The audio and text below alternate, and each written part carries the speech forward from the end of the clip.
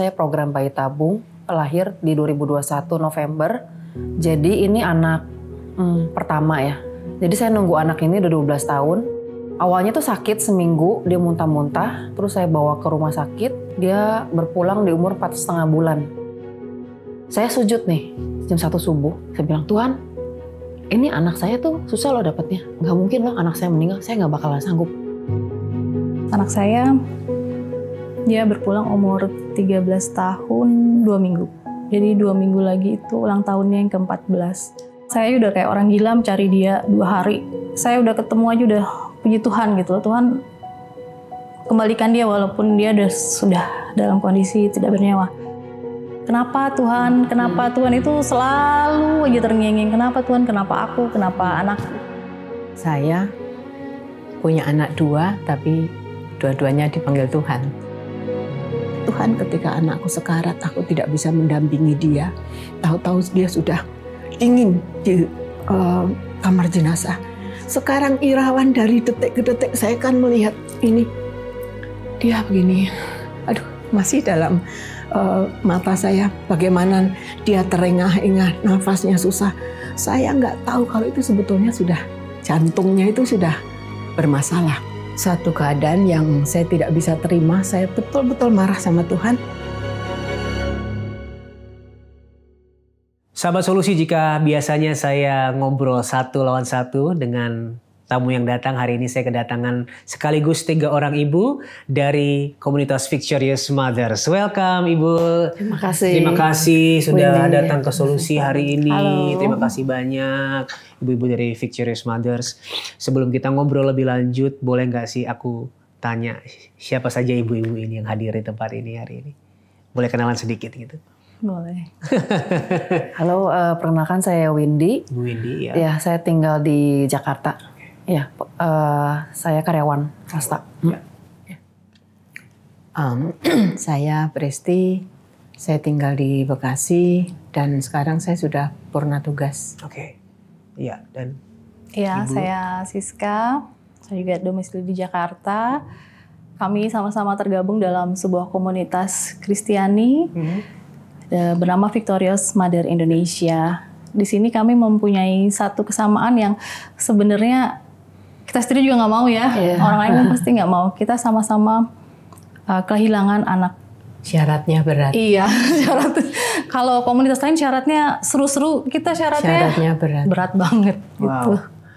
Jadi Ibu Windy, Ibu Pristi dan Ibu Siska ini dari satu payung komunitas yang sama, Victorious Mothers, di mana di dalamnya adalah ibu-ibu yang pernah kehilangan anak. Oke, jadi hari ini kita akan bercerita bagaimana ibu bertiga ini bisa melewati rasa duka yang mungkin menyelimuti hidup hari demi hari ya. Nah,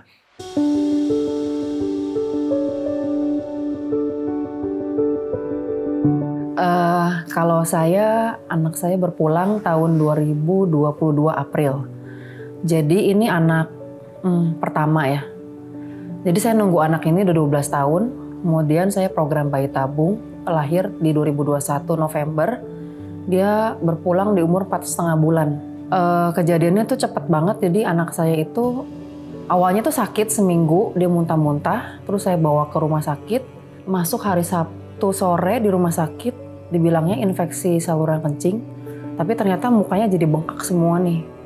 Satu badan bengkak semua waktu diinfus. Jadi dia nggak bisa minum susu, terus BAB terus. Kemudian dicek di dokter, dibilang tuh kayaknya jantungnya besar nih. Tapi belum sempat cek dokter jantung. Rencananya tuh hari Minggu ya. Ya udah nanti kita cek jantungnya besok, hari Senin subuh udah meninggal gitu. Kalau saya punya anak 2 tapi dua-duanya dipanggil Tuhan. Tahun 2023 Agustus, nah ini mendekati bulan Agustus, saya biasanya langsung galau. 24 Agustus itu anak saya yang nomor 2. Jadi Radit dalam posisi kerja, pagi masih ikut ngobrol di WA Group, tiba-tiba jam 10 lewat saya ditelepon dengan nomor yang tidak dikenal. Saya nggak sempat angkat, terus saya cek HP, ternyata ada WA masuk menjelaskan ini dari tempatnya bekerja, menyatakan bahwa Radit tidak sadarkan diri. Saya menyangkal, wong tadi barusan ngobrol di grup kok sekarang tidak sadarkan diri. Jangan-jangan ini penipuan gitu kan. Saya pikir saya sama suami saya, jangan-jangan ini penipuan. Tapi hati saya nggak nyaman. Jadi saya telepon balik, diangkat dan ternyata GM-nya mengatakan, Ibu saya sedang mendampingi Radit di Bethsaida. Apa Ibu bisa ke sini? Perlu di Sherlock. Saya pikir ini bukan penipu kalau dia mau share Sherlock. Terus kami ke sana, sampai di sana harapan saya itu, bayangan saya anak saya di ruang perawatan atau di ICU atau di mana. Ternyata saya dibawa ke kamar jenazah. Itu betul-betul satu keadaan yang saya tidak bisa terima. Saya betul-betul marah sama Tuhan karena anak ini gaya hidupnya sehat. Memang dia bartender, tapi anak ini tidak merokok, makan juga pilih-pilih, rajin nge-gym. Kok kenyataannya Tuhan ambil dia gitu. Dan dalam waktu yang sangat singkat. 8 bulan berikutnya kakaknya nyusul. Si Irawan itu habis, kami kebetulan ada kafe kecil di rumah. Waktu itu ada nobar, lupa saya. Nobar yang hari Kamis tanggal 10 Mei. 11 Mei hari Jumat. Saya lihat dia masih Jumat pagi, dia masih melek, masih ngobrol. Terus saya bilang, kamu belum tidur? Ya mau tidur. Sepanjang hari itu saya bangunin, saya suruh mandi, saya suruh makan. Dia udah nggak mau. Sore dia bangun, mungkin dia WA sama istrinya, dibeliin bubur. Ternyata muntah. Dipikir istrinya itu adalah lambung. Jadi dikasih obat lambung. Sabtu pagi saya cek, saya pikir kan itu masuk angin biasa karena dia kurang tidur. Kami bikinkan bubur, nggak dimakan. Saya bolak-balik sambil marah. Bu, tolong dimakan masih panas. Dia nggak mau makan. Tapi posisi tidur itu dia sudah tidak tidur begini, cuman sudah setengah duduk. Nah saya orang awam nggak ngeh kalau itu sebetulnya dia itu sudah sesak nafas. Baru jam 1 siang dia keluar dari kamar, tapi dia sudah hubungin istrinya terus nelpon ke saya, istrinya posisinya kerja, Mah tolong Irawan kasih obat lambung, itu sesek. Baru saya turun anaknya udah saya pegang tuh ini sudah biru semua, udah dingin, saya langsung bilang sama papanya, ayo cepet ke rumah sakit. Nah dalam perjalanan itu Irawan masih, Mah ke Hermina ya. Loh kok Hermina sih? Mama telepon dulu. Karena istrinya kan dokter di Hermina. Saya telepon, ini mau ke Hermina. Jangan Mah, itu jauh. Cari yang deket. Akhirnya ke Primaya. Dalam perjalanan saya bilang, Mas kamu harus kuat. Kamu masih punya Kal yang masih kecil. Saat itu Kal anaknya itu masih 2,5 tahun. Dia masih jawab, iya Mah. Terus bilang, berdoa minta Tuhan Yesus sembuhkan kamu. Iya Mah. Di jalan itu masih seperti itu. Terus ketika saya bilang kita ke Primaya bukan ke Hermina. Oke Primaya. Artinya dia masih ada respon gitu ya. Tapi karena memang kondisi jalan memang relatif dekat sebetulnya rumah kami ke Primaya. Tapi jalan ada galian-galian itu yang bikin macet. Sehingga ya makan waktu. Sampai di IGD saya langsung lompat minta diangkat. Anak saya ditanya, dia sudah tidak bisa menjawab. Namanya siapa? Dia sudah tidak bisa. Jadi sangat kontradiksi. Anak yang Radit ketika meninggal saya tidak bisa menyaksikan, sampai saya bilang, Tuhan ketika anakku sekarat aku tidak bisa mendampingi dia. Tahu-tahu dia sudah dingin di kamar jenazah. Sekarang Irawan dari detik ke detik saya kan melihat ini. Dia begini, masih dalam mata saya bagaimana dia terengah-engah, nafasnya susah. Saya nggak tahu kalau itu sebetulnya sudah jantungnya itu sudah bermasalah.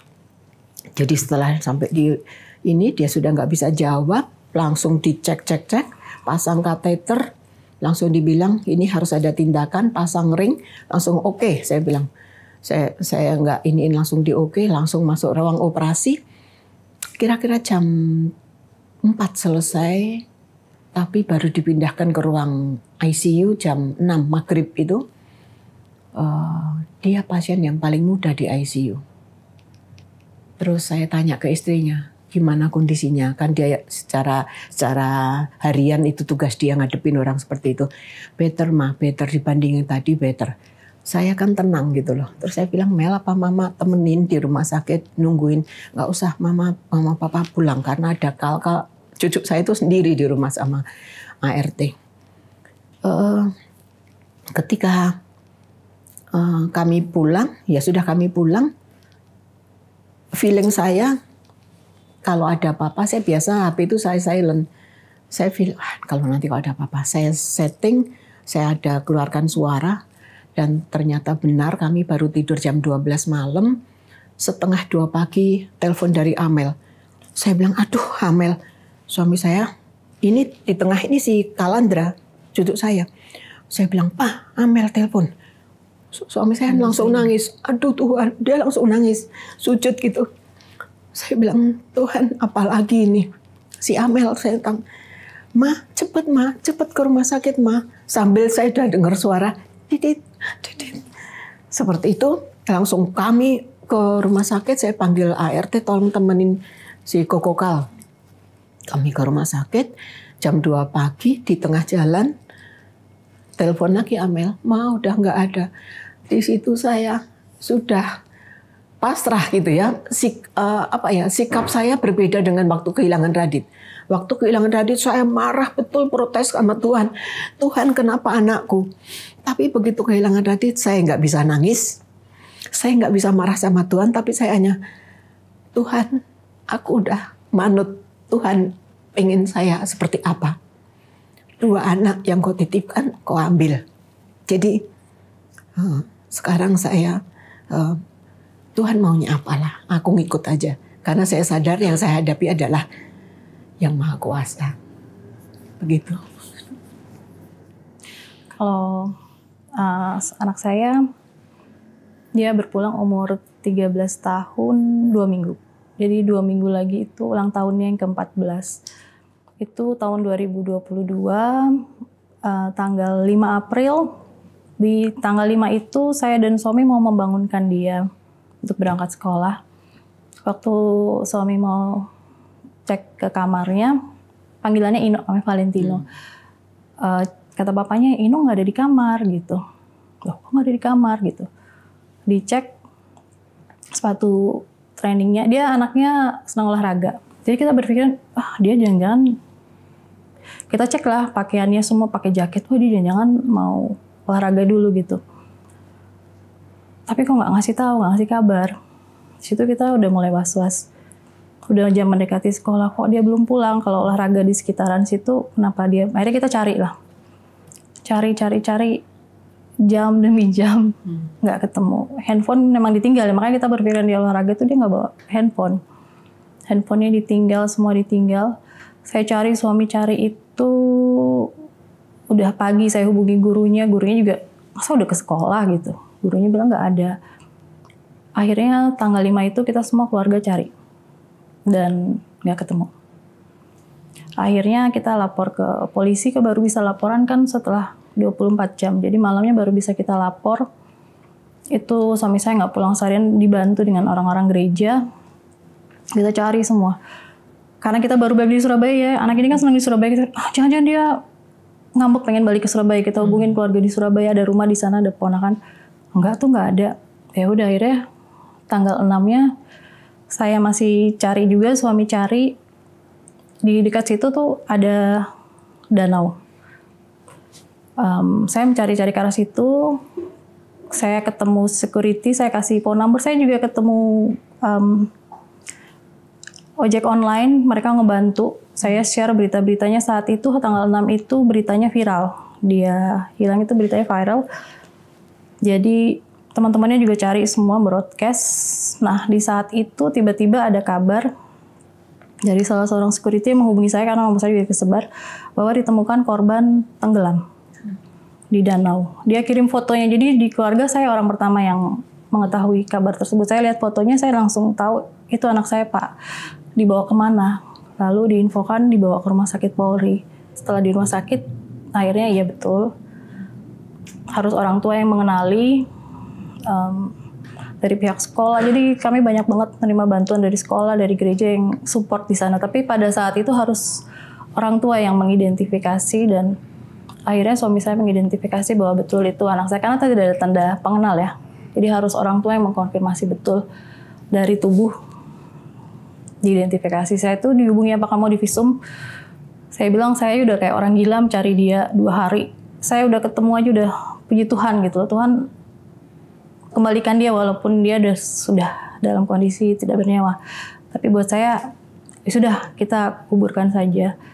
Akhirnya hanya divisum di luar saja. Itu kita tidak diautopsi jadi hanya divisum luar.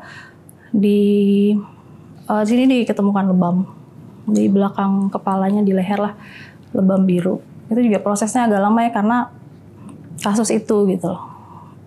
Tapi karena kita memutuskan untuk tidak autopsi, melihat dia ditemukan tenggelam, jadi posisi danaunya kan memang agak ada jurang-jurangnya gitu. Jadi dokter di sana mengambil kesimpulan dari visum luar saja. Ini kecelakaan tunggal, jadi dia terjatuh, terbentur belakang lebam itu, lalu dia tenggelam karena danau itu kan arus bawahnya kenceng ya. Sedangkan anak saya itu suka berenang juga, gitu. Jadi ya udah, saya menerima keputusan itu karena waktu itu sempat ada berita-berita miring juga ya, dibilang kabur dari rumah lah atau sengaja melakukan. Tapi polisi kan menginvestigasi sampai ke kami juga, ke keluarga, tidak ada apa-apa. Jadi memang kondisi keluar rumah itu kondisi untuk memakai pakaian olahraga, dengan celana panjang, jaket dan sepatu olahraganya gitu. Jadi kesimpulannya seperti itu. Kalau dibilang penyebabnya kenapa, jujur saya nggak tahu ya. Tapi saya memegang yang dari rumah sakit itu bahwa kecelakaan tunggal. Seperti itu. Itu 2022. Tanggalnya, jadi anak saya meninggal tanggal 5 April. Saya sebenarnya sih tanggal 6 ditemukan itu, kata dokternya sih udah 24 jam yang lalu. Ya? Iya. 2022 sama ya 2022. Jadi kita kisahnya berbeda-beda. Iya. Kalau ngobrol lagi sama yang lain, kisahnya lebih luar biasa ya.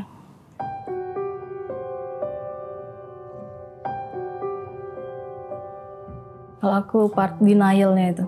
Denial. Denial marah banget pokoknya. Nggak tahu kalau yang lainnya. Kalau aku paling nggak bisa terima pertanyaan, apa itu? Kenapa Tuhan? Kenapa Tuhan? Itu selalu aja terngiang-ngiang. Kenapa Tuhan? Kenapa aku? Kenapa anak? Itu selalu. Di awal-awal itu paling nggak bisa. Aku skip tuh. Susah banget. Itu juga jadinya intimidasi kan. Jadi kayak, ini kesalahan orang tua nih gitu. Kalau Mama apa ya? Kalau saya itu paling susah lewatin itu, anak saya kan, jadi kan saya gantian nih jaga hari Minggu itu kan saya pulang tuh sore karena nunggu si dokternya tuh kan nggak datang. Jadi pulang aja ke rumah, gantian suami yang jaga tuh. Kan saya dapat anak ini kan susah ya, 12 tahun nunggu. Jadi pas 12 tahun pas Minggu malam itu saya sujud nih jam 1 subuh. Kan suami saya di rumah sakit, saya di kamar, saya bilang Tuhan, ini anak saya tuh susah loh dapatnya. Ini kan rencana Tuhan, hebat loh. Jadi saya bayi tabung pertama langsung jadi. Terus saya mikir, nggak mungkin ya Tuhan, masa bayi tabung udah sukses nih dapat anak, masa anaknya meninggal, kan nggak mungkin ya Tuhan, ceritanya kan nggak lucu. Saya ngomong gitu kan. Tawar-menawar nih. Ya, aku juga ngalamin. Terus saya bilang, Tuhan, saya nggak mungkin loh anak saya meninggal, saya nggak bakalan sanggup. Jadi tolong ya Tuhan gitu. Jadi saya sambil membesarkan hati gitu kan. Nggak mungkin lah anak saya meninggal, tapi hati kecil tuh, aduh gimana nih ya, kok bengkak banget tuh mukanya gitu kan. Jadi saya tuh sujud sampai saya nangis gitu kan. Terus ternyata subuh itu kan suami saya telepon, cepetan lo kesini gitu, jam 5 subuh. Jadi saya sama mertua saya kan serumah, kita langsung ke rumah sakit. Di mobil kita udah diem-dieman nih, tapi saya doa aja gitu. Mertua saya udah diem aja, nggak ngomong apa-apa gitu. Pas di sana tuh yang saya paling nggak bisa lupa itu ngelihat anak ini udah jadi mayat gitu ya. Itu saya berat banget. Terus di situ saya mikir kayak, ini kayaknya mimpi nih gitu. nggak mungkin dong anak saya meninggal, ini Tuhan kasih loh, nggak mungkin lah ini meninggal gitu. Terus udah gitu itu part terberat saya tuh, saya mikir juga, aduh kenapa ya gitu kan, mungkin saya kurang sayang sama dia atau apa. Rasa bersalah. Ya, rasa bersalah itu ada. Jadi yang buat saya berat itu pertama itu kok anak ini diambil, kenapa, Tuhan tuh punya maksud apa gitu, Tuhan marahkah sama saya, sama suami saya gitu. Terus saya melihat posisi mayat, maksudnya posisi mukanya dia tuh saya sampai ingat sampai sekarang. Itu yang saya susah lupa ya. Kalau aku part terberat mendekati ulang tahun anak-anak, sama aku serba susah ya. Nengok ke kanan, inget Irawan. Nengok ke kiri, inget Radit. Apa ya, ngerasa terus aku nih mau ngapain sih gitu loh. Udah nggak ada anak-anak mau ngapain. Tapi sekaligus disadarkan ada Kalandra. Jadi sebetulnya kalau ditanya, bisa nggak sih bisa bertahan dengan kondisi ini? Ya nggak bisa juga sebetulnya. Udah hancur-hancuran lah istilahnya. Tapi karena ngelihat ini ada Kalandra yang sangat tergantung dengan kita gitu kan. Dan dia deket banget sampai kalau dia manggil aku tuh bukan oma, bukan eyang, tapi mama. Jadi apa ya? Itu yang membuat aku harus kuat. Ya gimana ya? Sampai aku bilang gini, Tuhan coba anak-anak itu masih ada. Aduh, aku tuh melewati masa tua aku tuh dengan sangat bahagia gitu loh. Tapi karena mereka nggak ada, sekarang ya sepertinya gitu ya? Iya. Udahlah Tuhan, aku kapanpun kau panggil juga udah siap karena kangen banget. Kangen terutama sama Radit. Ini nanti tahun ini sudah mau 2 tahun kan. Kangen banget.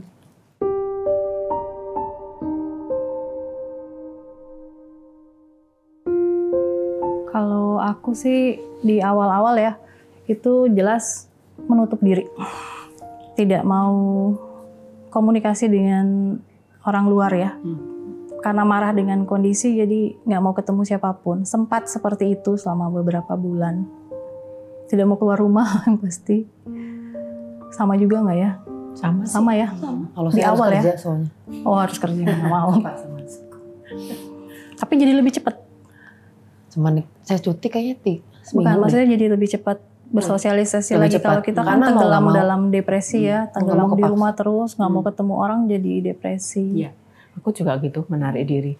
Diajak ibadah ini, hukum ini, aku masih belum inilah. Iya. Terus nggak usah ibadah itu, pertemuan saudara ini loh, itu enggak.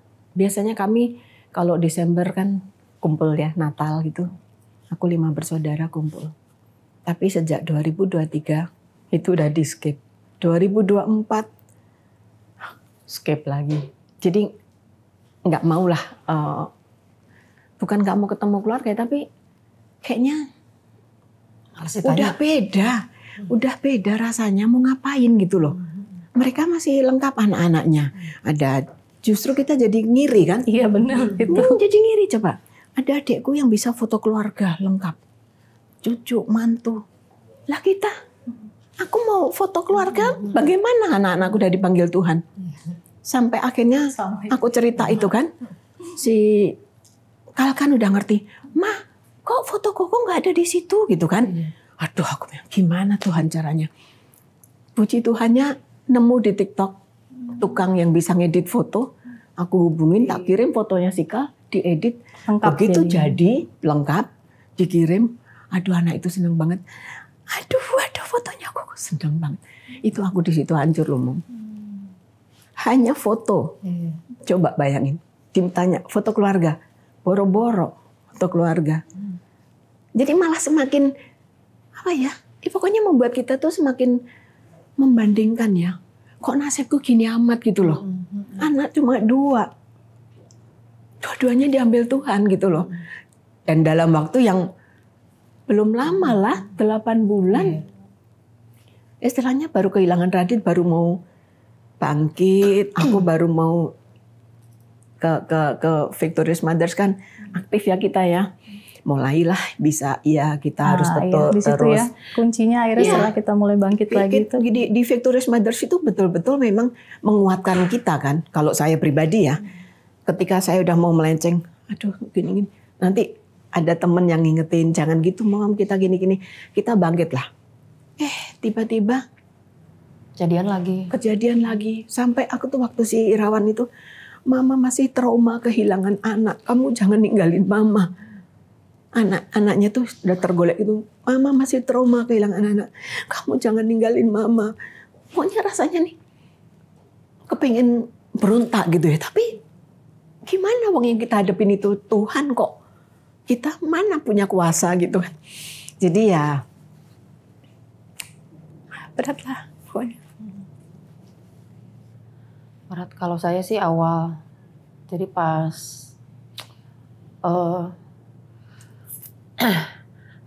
abis pemakaman lah ya. Bukan pemakaman, anak saya kan kremasi nih. Abis dikremasi terus besok malamnya kayaknya kita berdua bareng deh sama suami. Intinya ngucapin terima kasih. Terima kasih Tuhan. Saya berdua dapat kesempatan jadi orang tua gitu. Jadi mau menegarkan diri nih, awal-awal kan seolah-olah kayak kuat gitu. Terus Tapi hebat bisa ngomong terima kasih Tuhan. Iya, saya waktu pas hari terakhir untuk peti, kita berdua nyanyi bareng. Semua baik. Sama saya lupa ya lagu takkan berkesudahan kasih setiamu Tuhan. Iya. Kita nyanyi itu, terus malamnya kita doa bareng. Terus kan mau gak mau kan saya harus masuk kantor nih. Yang saya malas itu orang nanya-nanya sih itu. Nanya-nanya gitu, kepo kan. Kenapa meninggal? Dalam hati, apa sih nanya-nanya? Pokoknya intinya meninggal aja gitu kan. Kebiasaannya orang kita kayaknya. Kebiasaan orang Indo kan. Indonesia, tahu orang gitu. Asia ya? Iya. Terus gitu, tapi ya ditanya kan awal-awal seolah-olah kita berdua sama-sama mencoba menguatkan diri. Tapi saya tahu sih suami saya itu masih, maksudnya lebih hancur dari saya gitu. Jadi kita berusaha untuk tidak membicarakan itu. Kalau aku ya, lagi saat menutup diri itu terpuruk-terpuruknya, saya sampai ngajakin suami untuk, udahlah ngapain sih nyembah Tuhan lagi, ngapain kita ibadah pelayanan. Saya dari kecil, udah dari muda pelayanan, anak juga kita bawa ke gereja, anakku juga sampai akhir tuh dia masih pelayanan gitu. Umur 13 tahun tuh dia main musik, dia pegang multimedia. Udahlah ngapain, kita udah kasih semuanya ke Tuhan kok. Tuhan kayak gini ya, sama pertanyaan itu ya. Udahlah ngapain lah, udahlah nggak usah lah. Aku sampai bilang, udahlah kita ateis aja. Aku sampai ngajak gitu ke suami. Terus dia kasih satu ayat sih yang nyadarin aku. Itu di Ayub. Pas saat itu rupanya dia lagi baca di handphone. Dia kirim ya ayat itu ke aku. Ayatnya itu yang Ayub bilang ke istrinya, hai perempuan gila. Pas banget. Hai perempuan gila. Apakah kamu hanya mau menerima yang baik saja dan tidak mau menerima yang buruk? Itu akhirnya kesadar juga sih, wah iya mau gak mau harus bisa bangkit lagi karena masih ada adik-adiknya yang butuh. Itu menurut aku yang paling susah itu ibadah itu justru kita menyembah Tuhan di saat kita terpuruk gak sih? Yang tadi bilang lagi tutup terus bilang semua baik itu kan gak gampang ya. Saat kita lagi senang mungkin kita bisa mengucap syukur, tapi kalau lagi saat sedih kehilangan anak dan harus mengucap syukur tuh kayaknya berat ya. Aku aja baru loh bisa ngomong Tuhan Yesus baik. Tuhan Yesus baik. Baru. Terima kasih gitu ya. Iya, baru. Proses. Selama ini gimana tuh baiknya Tuhan di mana?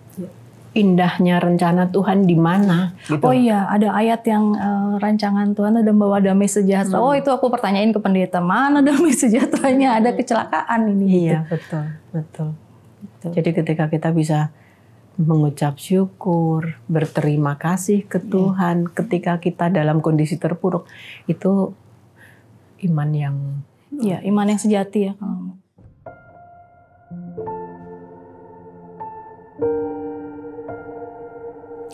Kalau saya melihatnya gini, bersyukur ya Radit itu jatuhnya di kantor, tidak kejadian di kosannya dia atau di jalan. Coba bayangin, di kosan aku nggak tahu nomor ibu kosnya, istilahnya kalau ada apa-apa kan nggak ada yang info gitu kan. Nah ini, Tuhan masih baik. Dia jatuh di kantor, dilihat sama security, dibawa ke rumah sakit. Artinya proses-proses itu dilalui dengan sangat layak gitu ya. Terus kalau si Irawan, aku bersyukurnya sebetulnya juga sulit ya untuk bersyukur menerima dia nggak ada gitu. Tapi si adikku kan ada radiolog bilang, Mbak ini emas ini kalau tidak diambil Tuhan nanti malah kayak mayat hidup gitu loh. Artinya dia sudah karena terlalu lama kehilangan otaknya tidak kena suplai oksigen. Jadi udah kayak mayat hidup lah artinya. Masa ya Tuhan udah aku. Nah, dari situ terus aku disadarkan bahwa ya Tuhan itu baik gitu loh. Maka ketika ibadah pengucapan syukur setahunnya Radit, kan 100 harinya Irawan. Itu baru bisa nyanyi Memilih Setia. Yang kemarin kalian nyanyikan. Jadi bisa dalam arti aku resapi, aku kuat. Oh iya ya. Kondisiku memang bukan kondisi yang baik-baik saja, tapi aku tetap setia sama Engkau Tuhan, tetap bahwa menyerahkan hidupku, ya berserahlah ke Tuhan bahwa Engkau masih baik loh, masih melindungi kami, anak-anak kami udah nggak ada, Engkau tetap pelihara kami. Kalau aku itu bangkitnya itu berat sekali ya tadinya, saya depresi berat, sempat ke psikiater juga. Sempat divonis juga PTSD, jadi saya trauma berat, sangat trauma. Itu udah berat lah, udah berhalusinasi, sudah sering ketawa-ketawa karena udah nggak bisa nangis, jadinya ketawa. Malam udah tapi karena dibantu pengobatan juga, jadi pelan-pelan bisa bangkit. Nah suatu saat itu juga bukan rencana kami ya, saya tahu itu rencana Tuhan. Jadi kami dipertemukan juga dengan salah seorang pendeta yang menangani konseling untuk kehilangan. Itu kebetulan di Surabaya. Itu kejadiannya malam Natal. Besoknya Natal saya bilang saya nggak mau rayain Natal. Saya nggak mau, Natal itu favoritnya anak saya gitu. Paling senang kalau Natal. Saya nggak mau besok itu ada tuh, nggak mau. Natal tuh kalau perlu di skip aja deh. Gitu loh, nggak deh gitu. Tapi Tuhan atur di malam Natal itu jam 11 malam kami bertemu pendeta itu. Setelah kami ceritakan gimana kisah anak kami, karena saya masih punya pertanyaan berat, umurnya masih sangat muda gitu loh Tuhan. Kenapa Tuhan ambil dia, perjalanan masih sangat panjang, anak berprestasi, nggak kebayang ke depannya dia akan jadi seperti apa, tapi kok Tuhan ambil gitu loh. Itu yang berat-berat banget. Nah di situ sang pendeta bilang bahwa dari cerita kami ya, anaknya umur 13 tahun tapi sangat-sangat disukai teman-temannya, guru-gurunya, sangat berprestasi, dan saat dia dimakamkan pun satu sekolahnya libur. Karena semua sangat menangisi. Jadi saya pada saat itu nggak bisa nangis karena saya harus nenangin teman-teman yang pingsan-pingsan gitu. Karena semua temannya itu bilang saya, Tante kalau nggak ada Ino ini aku nggak begini loh Tante. Aku masih nggak mau. Jadi dia sangat baik mensupport teman-temannya gitu.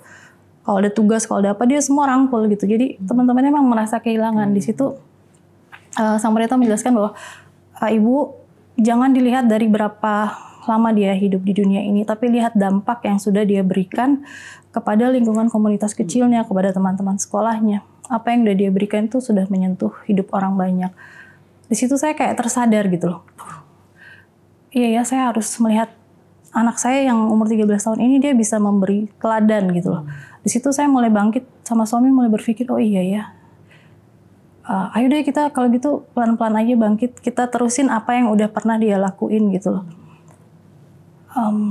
Bahwa dia sudah menyentuh hidup, merubah hidup teman-temannya gitu. Di situ saya sama suami jadi komitmen untuk ya udah kita nggak boleh sedih terus, ada adik-adiknya juga. Kita bangkit, kita samalah ngelakuin apa yang pernah dia lakukan yang bisa berdampak buat kehidupan orang banyak gitu. Saya sama suami mulai mengalir aja sih, akhirnya Tuhan kasih buka-bukain jalan terus untuk kita bisa masuk ke pelayanan. Saya juga ketemu komunitas Victorious Mother, saya semakin dikuatkan. Suami lanjut dapat panggilan untuk melanjutkan di sekolah teologi. Dia ke sana, saya fokus di sini. Jadi kayak mengalir aja, lama-lama kita jadi punya keinginan, duh Tuhan itu baik ya. Di saat kita terpuruk ternyata selama ini saya berpikir Tuhan itu nggak pernah ada, ternyata dia ada di situ gitu, di titik terlemah kita tuh dia ada gitu. Jadi di situ saya pelan-pelan, wah Tuhan ini baik, saya harus bisa memberitakan kepada orang bahwa baik banget Tuhan. Bahkan di saat terpuruk. Nah di situ saya dan suami terpanggil di situ sih, mulai pelayanan gitu di situ. Akhirnya bangkit. Kalau Mam gimana? Kalau saya itu memang nggak marah langsung sama Tuhan ya. Cuman sepanjang meninggalnya anak saya itu, saya tuh nanya kayak, Tuhan itu tuh ya teman saya tuh ya hidupnya bahagia banget sih gitu kan. Jadi bertanya, kenapa sih saya gitu? Saya itu anak tuh udah belum dapat lagi. Teman saya anaknya komplit. Terus suaminya kayaknya ya maksudnya ya sama keluarganya harmonis gitu. Kenapa sih nggak mereka aja gitu? Iya. Kenapa sih harus saya gitu? Saya dosa apa Tuhan gitu kan? Terus kenapa Tuhan? Jadi ada pertanyaan kenapa. Itu berlangsung kurang lebih setahun. Setiap hari itu saya pengen rasanya itu tidur aja. Jadi pengen kayak memberhentikan waktu. Saya tidur, saya berharap saya ketemu anak saya dalam mimpi. Tapi nggak pernah ketemu. Pada saya doa tiap hari, Tuhan tolong saya mau ketemu anak saya gitu kan. Terus sampai akhirnya tuh teman saya tuh bilang sama saya, Win, lu tuh masih kepahitan loh. Hah, kenapa kepahitan? Enggak, gue gak marah sama Tuhan. Enggak, tapi kan lu bertanya, kenapa Tuhan panggil anak lu ngomong gitu? Itu namanya kepahitan. Lu minta ampun deh sama Tuhan. Dia bilang gitu kan. Nah terus, tapi sepanjang itu tuh saya masih nyari khotbah. Kenapa sih orang meninggal tuh kenapa sih gitu? Kenapa sih yang kena tuh saya gitu? Saya masih bertanya gitu. Cari-cari kan memang gak pernah ketemu jawabannya. Cuma ketemu di khotbah Billy Lantang, intinya tuh, ya itu sebenarnya bukan milik kamu gitu. Kamu tuh sebenarnya bukan kehilangan tuh sesuatu yang milik kamu, tapi itu bukan milik kamu tuh bukan kehilangan kok gitu kan. Nah terus tuh, suami saya tuh suami saya tuh kan orangnya pemikir ya, jadi dia itu udah ngomong langsung gini, jadi Mili itu meninggal, anak saya meninggal 40 hari persis setelah ibu saya meninggal. Ibu saya tuh meninggal kanker. Jadi saya sebenarnya tuh nggak sempat nangisin mama saya, jadi bapak saya udah nggak ada, ini anak ini udah keburu nggak ada gitu kan. Tapi iya pas habis kremasi tuh suami saya ngomong gini, sebenarnya si Mili tuh lahir cuma buat nyenengin mama lu doang, dia ngomong gitu. Buat menghibur mama kamu kan kanker gitu. Jadi memang waktu pas ibu saya kanker tuh dia nggak kayak orang kanker, dia pengen hidup, dia nggak mau mati. Karena ada cucu. Ya. Sampai dia marah sama Tuhan, Tuhan saya nggak mau mati, saya pengen main sama anak saya ini. Taunya kan dia meninggal. Terus sampai akhirnya tuh saya mikir gini nih, tiba-tiba kayak mikir gini kayak, wah Tuhan tuh baik loh sebenarnya. Saya mikir gitu kan. Kayak tiba-tiba ditempatkan di hati. Ya. Sampai jadi abis saya mikir gitu, jadi Mili itu lahir buat menghibur mama saya. Sebenarnya bukan, jadi sekalian menghibur saya sama suami saya akhirnya bisa punya anak. Kemudian itu kayak mikir gini, wow Tuhan tuh hebat banget ya. Mama saya sakit aja dipikirin sama Tuhan gitu. Gimana supaya dia tetap happy gitu kan, tetap semangat. Saya sampai, oh Tuhan hebat banget ya. Orang sakit aja dia pikirin loh dengan ngasih Mili. Jadi di situ saya kayak mulai, wah Tuhan itu baik gitu. Itu satu. Kemudian itu yang mulai saya berhenti berpikir kenapa. Itu waktu saya itu di gereja ada namanya kelas SOM ya. Jadi kayak pendalaman Alkitab lah ya. Nah itu temanya tentang kematian. Jadi yang ngajarnya itu pertama nanya gini, Ibu itu kan online Zoom ya. Dia nanya, saya mau tanya di sini siapa yang papanya meninggal? Terus kan suruh resen, saya resen. Siapa yang mamanya meninggal? Saya resen lagi. Cuman saya doang nih, beberapa orang. Ibu kamu meninggal juga? Iya. Oke, terakhir siapa yang anak meninggal? Saya resen lagi. Kaget dong itu, semua kelas kayaknya kaget. Terus dia nanya, boleh kamu sharing Windy? Saya di situ bukan sharing, saya curhat. Intinya kayak kesal juga kayak, saya bilang ini, masih pahit ya, saya memang merasa pahit tuh ya. Ini anak, orang tua saya meninggal, tapi orang tua meninggal nggak ada apa-apa deh rasanya. Saya ngomong gitu. Nggak ada papanya dibandingin anak meninggal. Saya ngomong gitu kan. Terus saya malah cerita curhat sama dia gitu. Terus akhirnya dia bilang, intinya itu saya merasa itu Tuhan itu ngasih pelajaran tentang kematian tuh buat saya doang itu kelas. Saya merasa gitu. Karena akhirnya dia bilang itu suaminya berpulang. Terus dia cerita. Jadi tuh kita tuh hidup bukan buat diri sendiri gitu kan. Dia ngomong gitu. Terus dia ngasih ayat 1 Tesalonika 4 kalau nggak salah yang nanti itu Tuhan akan datang kembali dan kita akan pertama dibangkitkan orang-orang yang meninggal dan kita akan bertemu dengan dia lagi. Nah di situ saya langsung, wah nanti saya ketemu lagi nih sama anak saya gitu kan.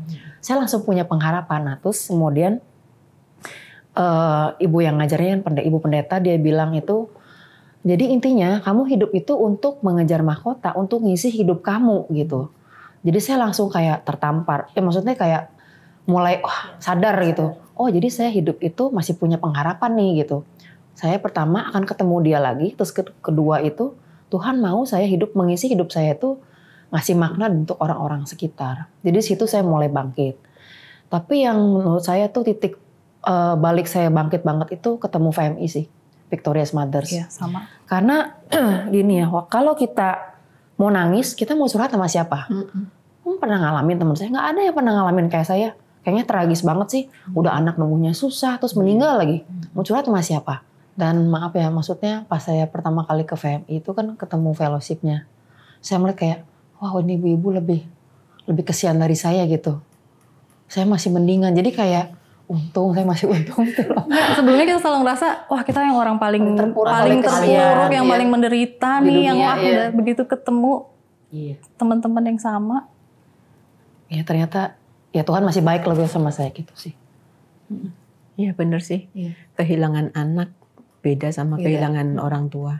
Ya kita sedih juga kehilangan. Sedih. Kalau kehilangan orang tua kan kita kayak ingat masa lalu ya, kehilangan masa lalu. Tapi kalau kehilangan anak tuh kehilangan masa depan. Betul, masa depan. Iya benar.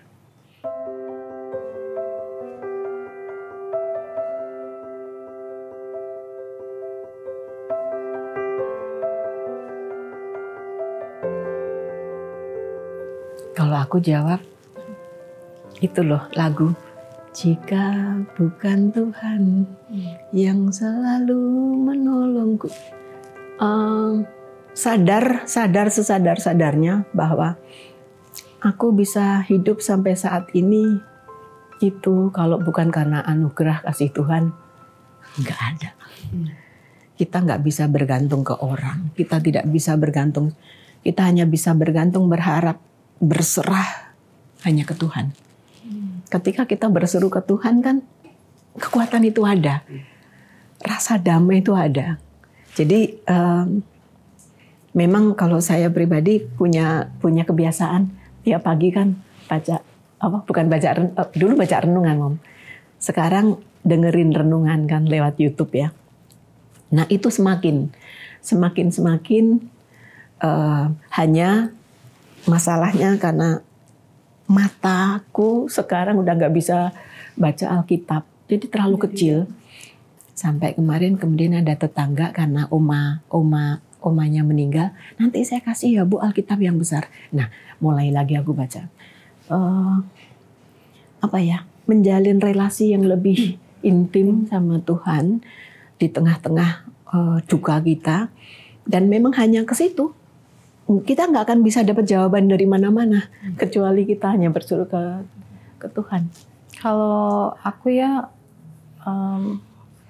melihat Tuhan itu menyelamatkan aku itu dari benar-benar namanya lembah kekelaman, karena aku ngerasa gelap banget, sakit, gelap, dan benar-benar gelap, nggak ada harapan gitu. Itu yang aku lihat itu Tuhan ternyata mengirimkan orang-orang untuk datang. Ada orang-orang, saya menolak semua orang-orang yang datang, tapi akhirnya mereka pergi. Tapi ada orang-orang yang tetap datang, ada teman-teman yang tetap Tuhan kirim itu nggak bosan-bosannya tiap hari datang. Saya bilang aku nggak mau berdoa, ya udah kamu nggak usah berdoa, kita yang doain. Itu aku merasa bahwa Tuhan mengirim orang-orang buat aku, mereka penolong aku di saat ayo bangkit yuk, ayo kita aku ajak ke pendeta ini yuk, kita konseling bareng gitu. Di situ Tuhan mengirimkan orang-orang itu untuk membantu saya untuk bangkit lagi. Nah di situ akhirnya begitu saya mulai bangkit, yaitu yang pasti mendekatkan dengan Tuhan ya, membangun relasi lagi. Semakin kesini kok, Tuhan kok saya lebih merasakan damai sejahtera gitu. Kok bisa saya nangis ingat anak tapi bisa tersenyum, oh makasih ya Tuhan, saya udah bisa merawat dia. Makasih Tuhan, tadinya tuh dia lahir kritis, sempat di ICU 1 bulan, di NICU, baby.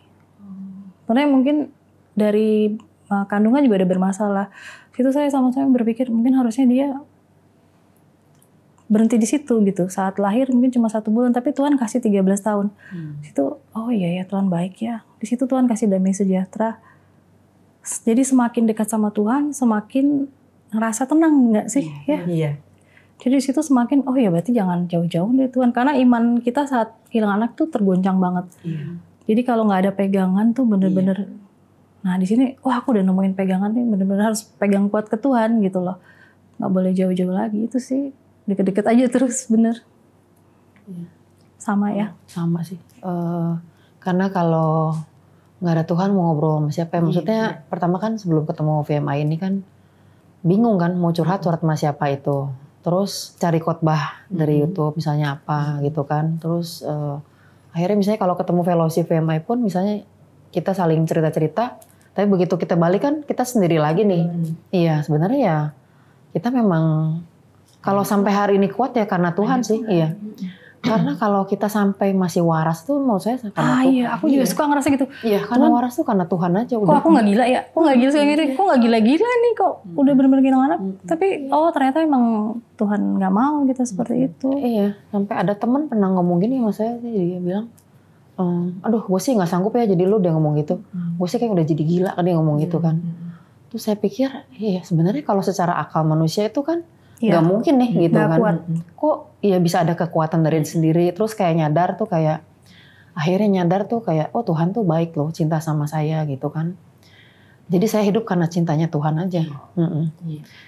Sekali lagi terima kasih Ibu Windy, Ibu Pristi ya, dan Ibu Siska juga terima kasih buat sharingnya. Saya percaya bukan hanya membagikan cerita perasaan duka, tapi bagaimana Tuhan ada untuk membantu dan menopang dengan anugerahnya kita bisa bangkit. Sekali lagi terima kasih banyak, jadi berkat terus lewat kisah dan kesaksiannya. Terima kasih sudah datang di Solusi.